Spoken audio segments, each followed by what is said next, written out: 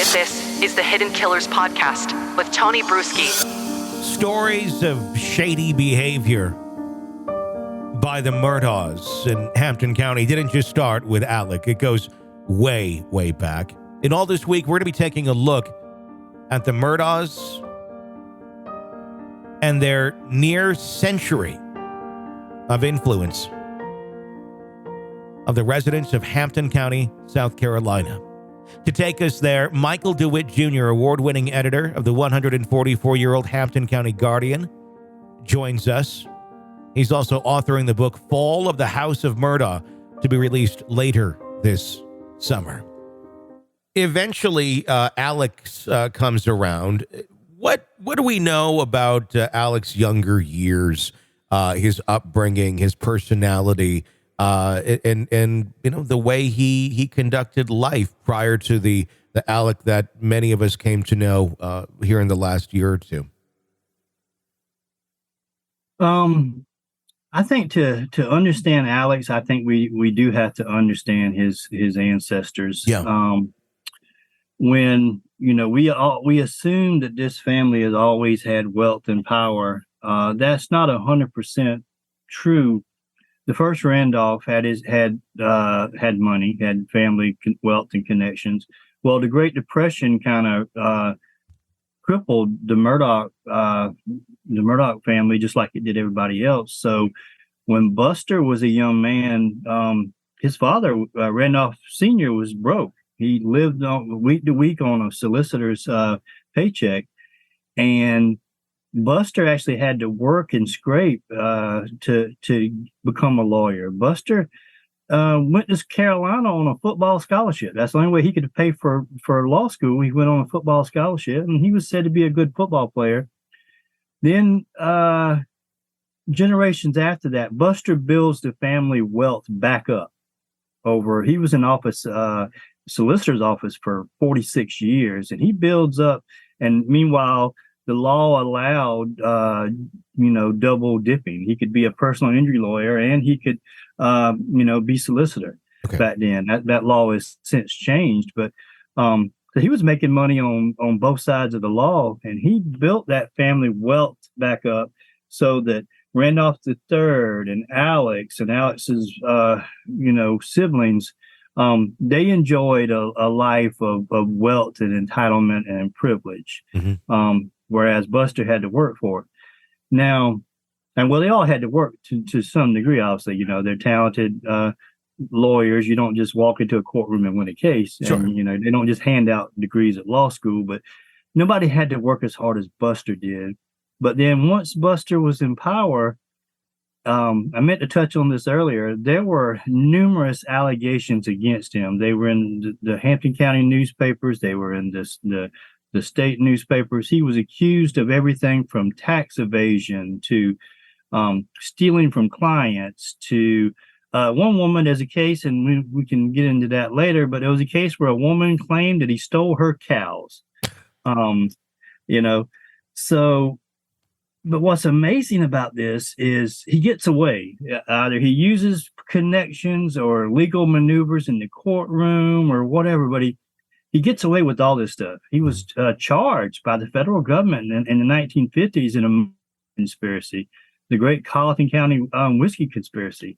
There was something like 29 or 30 people charged, law enforcement officers, magistrates.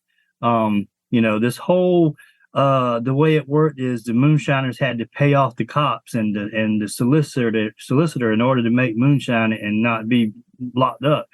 And most of these people went to federal prison, and he got away scot-free. And it just amazed me that the voters just kept turning out every 4 years and sending him back to office, despite all these allegations. So to get back to your question with Alex, I think that Alex grew up with this, sense of wealth and entitlement. Mm-hmm. He's got connections. His family name is behind him.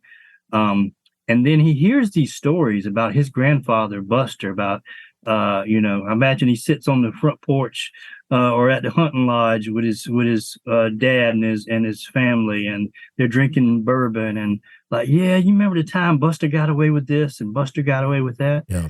You know, I'm not privy to those conversations, but I imagine that had a lot to do with the making of Alex Murdaugh. I mean, even so much so as he named his son after this relative of his great grandfather. Is that who Buster, the original one, or is it grandfather? Buster Randolph Jr. would be Alex's grandfather. His grandfather, yeah. I mean, Randolph III is his father. Sure. So much so as to look back in such reverences. Let's name my kid after this individual who clearly had a lot of issues with the public, but was able to get away with so much. And I guess if you get away with so much, it just becomes legend. It becomes lore for you. And if you are brought up with that as part of your family life, and you've seen people get away with things like this, and it becomes almost legendary to a little kid, that's a recipe for, hey, I want to be like that someday.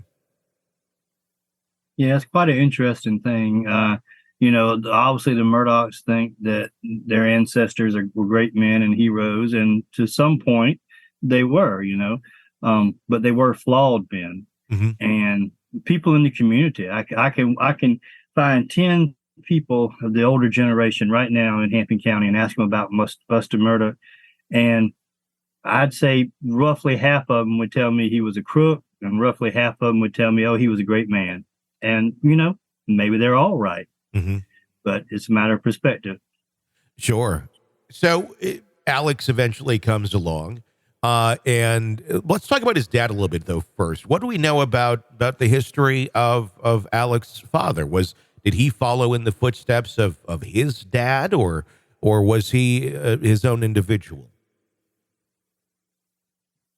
Randolph III, all right, the first generation, first Randolph was in office 20 years, mm-hmm. and he died in a train crash.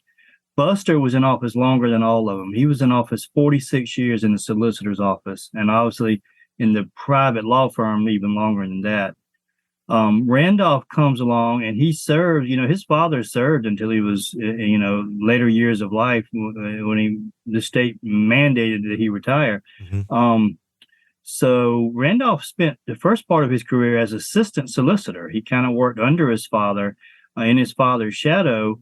And then when his father retired, he served roughly 20 years as solicitor, as his own man. And he always told me that he never wanted to be exactly like his father. Mm-hmm. And in a lot of ways he wasn't, but in some ways he was. They both really supported the death penalty. Mm-hmm. He had the same kind of talent. He just wasn't as colorful and theatrical as his father was in the courtroom. Okay.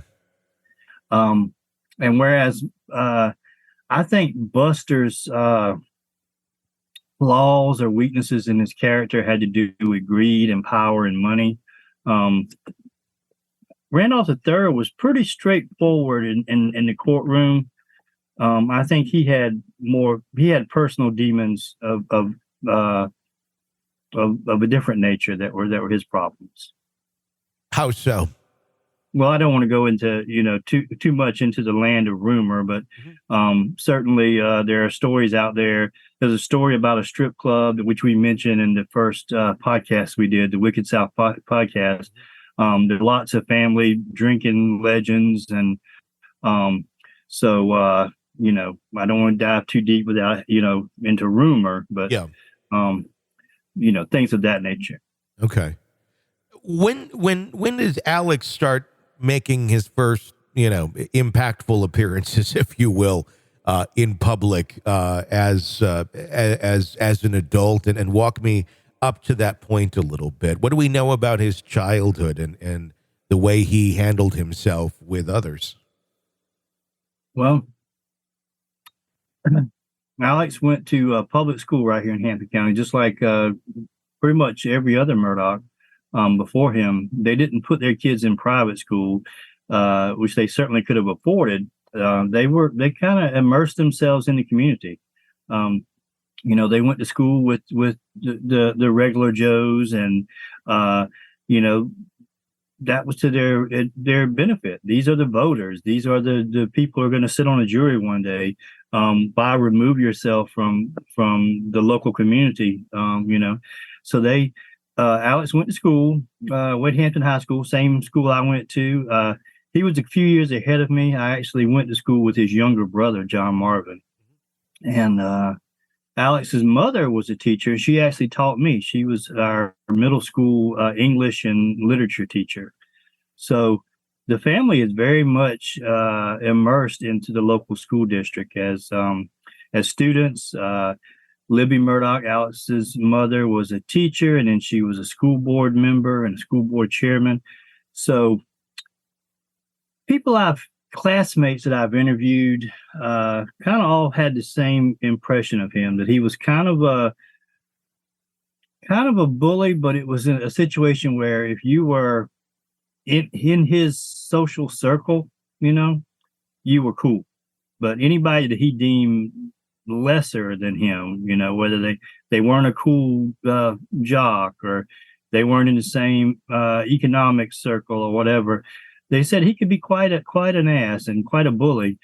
Then he goes, and the Murdaughs, let me tread carefully here, but they had a bit of a wild streak in school, that beer keg parties, things of that nature. We've heard about Alameda during the murder trial.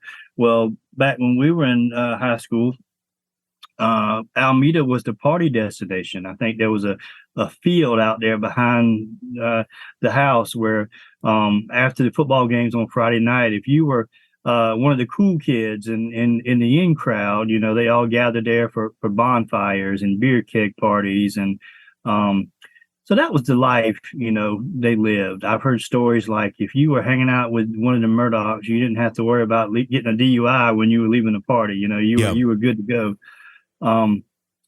But no major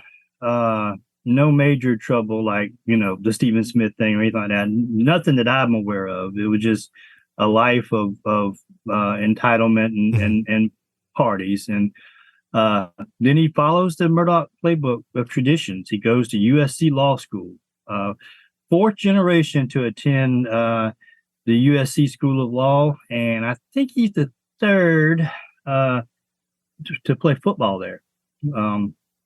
So